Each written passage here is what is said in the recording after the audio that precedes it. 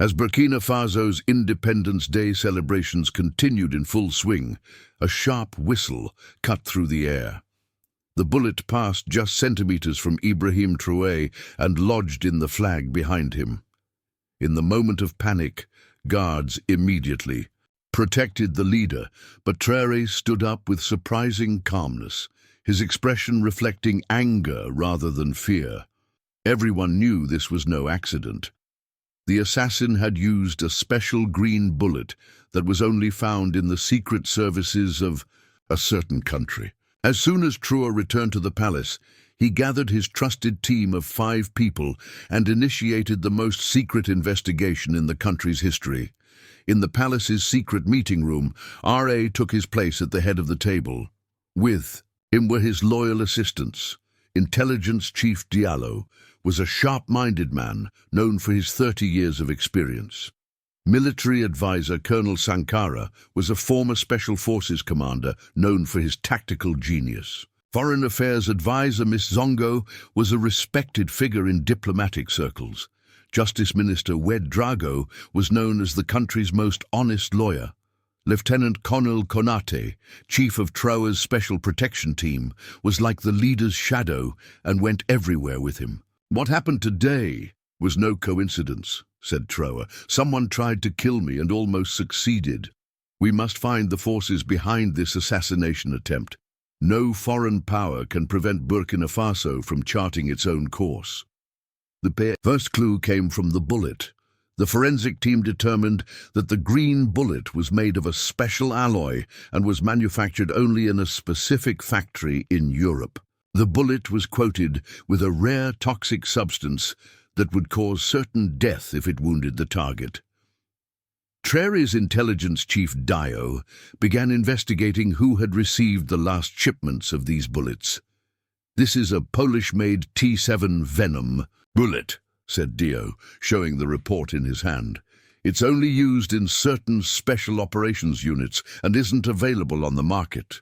The poison inside immediately paralyzes the victim and causes cardiac arrest. From the firing marks, we estimate the weapon used was a special SVD sniper rifle." As the investigation deepened, Traoré continued with normal state affairs. But he no longer trusted anyone. He tasted his own food, used different vehicles instead of his car, and even attended meetings wearing armored vests. He slept in a different place each night and kept it secret when he left the city. The palace's security protocols were completely renewed and all personnel were subjected to security clearance again. Traoré was applying a strategy he had learned years ago at the military academy. If you want to know your enemy, analyze their attack pattern. Every night he worked for hours on files, developing theories about who the assassin might be. He was rereading his country's history. Since the colonial period, Burkina Faso's natural resources had been exploited by Western powers. His recent restrictions on the privileges of French companies and rapprochement with China and Russia had created discomfort in the Western world. A week later, the first suspect emerged. Philippe Marot, a French diplomat, had made unusual travels in the country. Over the past 3 months, when his phone records were examined, it was discovered that he had sent encrypted messages from a region near the border on the day of the parade. When questioned, Marot claimed this was a diplomatic mission, but the French government did not confirm such a mission. "Mr. Ambassador, we expect an explanation," said Foreign Affairs advisor Zongo in an official letter. "We demand transparency regarding the activities of diplomatic personnel. Otherwise, this situation will damage relations between the two countries." The French Ministry of Foreign Affairs immediately issued a statement. "Marot's activities are entirely within the framework of his official duties. We have no intention of interfering in Burkina Faso's internal affairs. We categorically reject the assassination allegations. However, this explanation did not satisfy anyone. France had repeatedly been documented supporting coups and assassinations in its former colonies in Africa. As the investigation progressed, Traoré and his team realized they were facing an international conspiracy. Burkina Faso's discovery of new lithium deposits and plans to grant operating rights to Chinese companies had disturbed Western powers. When the clues came together, it emerged that a multinational mining company was behind the assassination attempt. A company called Mineral Resources International has increased its activities in our country over the past 6 months. Colonel Sankura said at the meeting, the same company is active in other West African countries, and interestingly, there are former British and French intelligence officers on the company's board of directors. Traoré made a secret visit to the lithium mines in the north of the country. When he spoke with the local people there, he had obtained interesting information. In recent months, foreign technical experts had visited the region and taken soil samples. Thus, individuals had introduced themselves as environmental consultants, but the equipment they used was the same as that used by mining companies. Burkina Faso's lithium reserves were of critical importance for modern technology. Global competition was heating up for this mineral used in everything from electric vehicle batteries to smartphones. Traoré wanted to use this wealth of his country for the welfare of the people, but international companies were in favor of continuing the old colonial order. But the biggest shock was yet to come. The investigation extended to Traoré's own protection team. It was revealed that the operation chief, Lieutenant Colonel Konate, had unexplained accounts in Swiss banks. When Konate was questioned, he confessed to leaking information about security protocols in the palace to the assassin. He said he only provided information in exchange for promised money and did not know the identity of the assassin. "Why?" asked Traoré, not taking his eyes off his old friend. "We've been working shoulder to shoulder for 10 years. I entrusted you with everything." Konate bowed his head. "My daughter is receiving treatment in France. The surgery costs were very high. When they approached me, they only offered money in exchange for information. I didn't want you to be killed. I only shared the ceremony program and the route. Forgive me, Commander." Traoré stood up and looked out the window. This had always been Africa's fate. Poverty and desperation drove people to betray their own. "Brothers, the state will cover the costs needed for your daughter's treatment, but treason against the homeland cannot be forgiven. The court will render its verdict." Dio and his team calculated the direction from which the bullet came and identified the likely shooting point. The sniper rifle left in the hotel room and some personal belongings provided clues to who it was. The fingerprints belonged to a Serbian sniper wanted in the international database. His name was Dragan Kovic, and he had been involved in assassination incidents in 3 different countries before. "Kovic is a professional killer," said Dio, opening the file in his hand. "He was trained in the former Yugoslav Special Forces. After the Bosnian War, he began working as a mercenary. He is known to have killed a minister in Somalia, a general in the Democratic Republic of Congo, and a businessman in Venezuela. He is wanted by Interpol with a red notice." When hotel staff were questioned, they said they remembered a blonde man who had rented the room with a German businessman identity. The man was very polite and left generous tips. He had not aroused any suspicion. Traoré was now beginning to solve the conspiracy. However, Kovic could not be found, and the forces behind him were still in the shadows. Traoré sent an official letter to the United Nations condemning the assassination attempt and requesting an international investigation within the country. He increased border security and completely restructured the intelligence service. Justice Minister Wedrell suggested filing a case under international law. "This is an attack not just on you, but on a sovereign state and democracy. We should apply to the International Court of Justice." But Traoré knew this would take time and might not yield results. There were very few cases that African countries had won against Western powers in international courts. He had to deliver justice with his own hands. Traoré made a speech to the public. My dear citizens, today an attack was carried out not only against me, but against our independence and sovereignty. Foreign powers want to continue exploiting Africa's riches. We will not allow this. The people of Burkina Faso will determine their own destiny. Our natural resources will be used for the welfare of our people. No bullet, no threat can turn us away from this path. The speech created great enthusiasm among the people. Thousands took to the streets to show support for Traoré. Anti-French sentiments in the country strengthened. Students organized protest, demonstrations in front of French cultural centers. A month later, Kovicic's passport was found in a vehicle caught at the Ivory Coast border. When the driver was questioned, he confessed to transporting the assassin across the border and dropping him off at the airport. Kovic had boarded a plane to Paris. Traoré officially requested Kovic's extradition from France, but French authorities reported that there was no record of such a person entering their country. "This is impossible," said Dio. "We have flight records. Kovic boarded that plane and landed in Paris. The French are protecting him."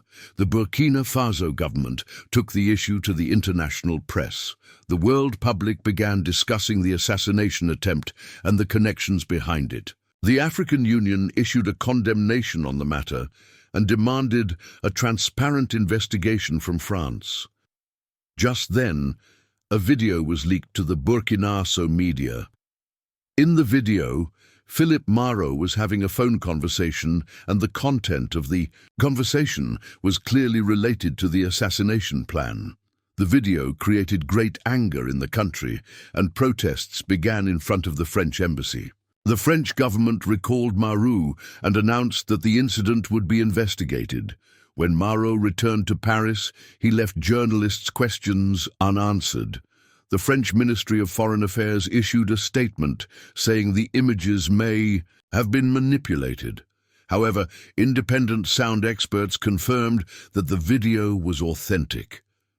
In his statement to the media, Traoré said, "The new face of colonialism came with a bullet, but it will not intimidate us." Backed by public support, the leader suspended the activities of French companies in the country and signed new military agreements with Russia. The Western world viewed this move with concern, but Traoré did not back down as a next step. Traoré reorganized mining concessions in the country. Tax rates on foreign companies, earnings were increased, and local communities were ensured a greater share of mining activities. This move disturbed global mining companies, and campaigns against Traoré began in the Western press. Articles were published in American and European media describing Traoré as a dictator and autocrat. Traoré's rapprochement with Russia and China was interpreted as moving away from democratic values. However, African and Asian media characterized Traoré as a hero of independence. The events in Burkina Faso also affected other African countries. Neighboring countries like Mali and Niger began to review their relations with France. A new wave of independence was rising in the region, and Traoré had become its pioneer.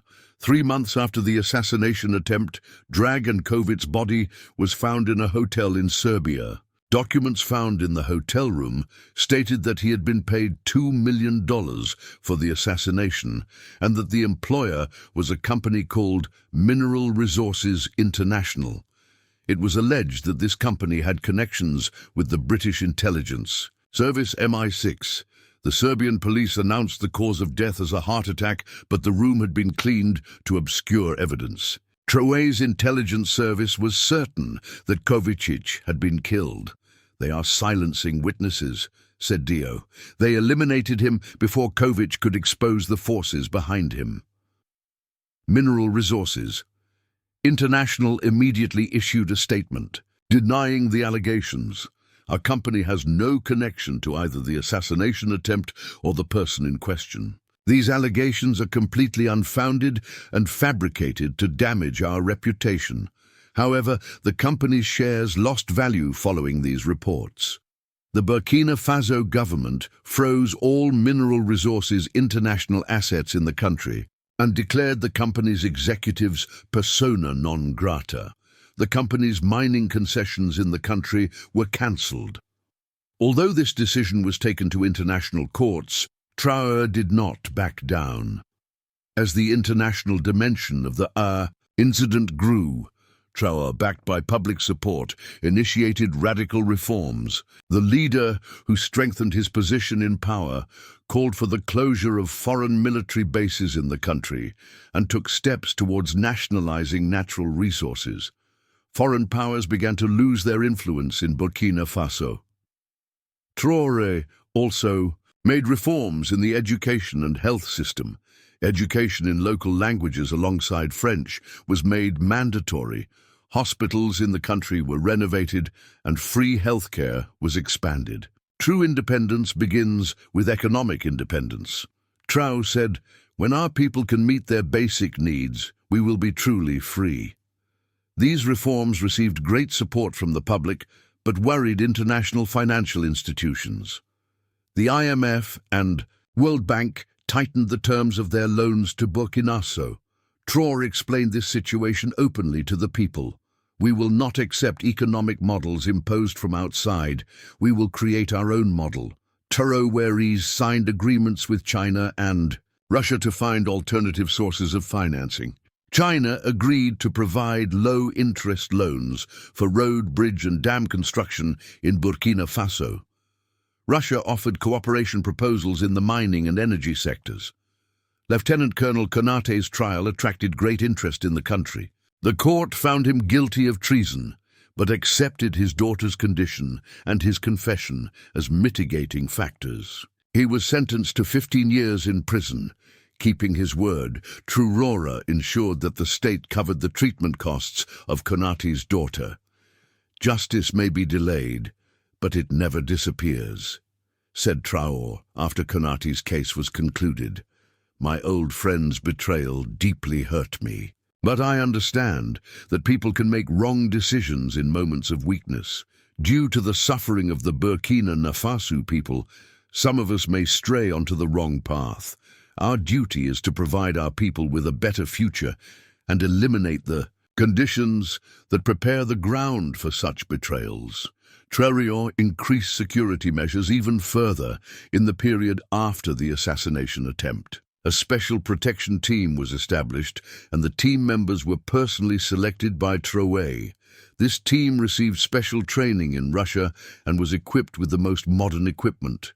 Traoré now moved among the people with armored vehicles and bodyguards, but took care not to cut off contact with the people. Every week he visited a different region, listening to the people's problems firsthand. Thus visits were conducted without prior announcement. Traoré sometimes visited markets in disguise and chatted with people. "A leader's greatest strength is his bond with his people," he said. "If you don't leave the palace, you can't see the realities." A year later, in his speech at the UN General Assembly, Traoré showed the green bullet and said, "This bullet didn't kill me, but it killed the concept of colonialism." He had now become a respected leader in the international arena. The Green Bullet incident was accepted as one of the turning points in modern African history and strengthened Traoré's leadership. Burkina Faso's economy began to revive thanks to Traoré's reforms. Revenues from the mining sector were now being channeled into infrastructure projects and social services. The poverty rate in the country began to decrease. Economic growth continued, despite international sanctions and pressures. Traoré also established close relations with other African leaders. A new alliance called the Independence Bloc of the African Union was formed. Countries joining this alliance cooperated economically and militarily and displayed a common stance against economic models imposed by the West. Western powers watched these developments with concern. The Burkina Faso model could serve as an example for other African countries, and this situation could endanger the West's interest on the continent. But Traoré was determined Africa's destiny will be determined by Africans. He said in every speech on the second anniversary of the assassination attempt addressed the nation 2 years ago today, an attack was carried out against our independence and sovereignty. This attack did not intimidate us. On the contrary, it made us stronger. Today, there is a stronger, more independent and more prosperous Burkina Faso. Our road is long and difficult, but together there is no obstacle we cannot overcome. The green bullet was now exhibited at the National Museum in Ouagadougou. Visitors formed long queues to see the bullet. Museum guides told visitors the story of the assassination attempt and summarized Burkina Faso's struggle for independence. For Traoré, the green bullet was now not just a reminder of an assassination attempt, but a symbol of a new beginning. Sometimes the events that change our lives occur at the most unexpected moments. He told his close circle, "That bullet was designed to kill me, but it gave a new life to me and my country." The green bullet case became the subject of academic papers and books written on international relations. It was examined in the context of Africa's struggle for independence and global competition over natural resources. Western academics interpreted the event as radical populism, while academics in Africa and Asia evaluated it as post-sea colonial resistance. Even in Hollywood, a film was made about the incident. But Traoré criticized it, saying it was a distorted narrative. Africans should tell the story of Africans, he said, and provided funding for young directors from Burkina Faso to make films about the country's recent history. This event became not just an assassination attempt, but also a symbol of the international struggle over power balances and natural resources in Africa. With this struggle, he won against his enemies both inside and outside. Traoré set his country on a new path. The green bullet is now recognized worldwide as a symbol of the independent struggle. Western powers had to adopt a new strategy in Africa. Open interventions gave way to more complex and covert operations. However, African peoples were now more conscious and organized. Thanks to social media, information spread rapidly, and a collective resistance against manipulations was forming. Traoré developed a strategy in international relations that he called the Multipolar Africa Doctrine. According to this strategy, African countries should establish balanced relations with different global powers instead of being dependent on a single power. New colonialism is not limited to a single country or bloc. Traoré said, "We must be vigilant against any power that claims rights over Africa's riches." 5 years after the Green Bullet incident, Burkina Faso had changed beyond recognition. The capital, Ouagadougou, had transformed into a modern city, and infrastructure investments had begun to bear fruit. Terrorist groups in the north of the country had been cleared out, and security had been established. Education and health indicators had improved, and the poverty rate had decreased. The country was still among the poor countries, but it had a promising outlook for the future.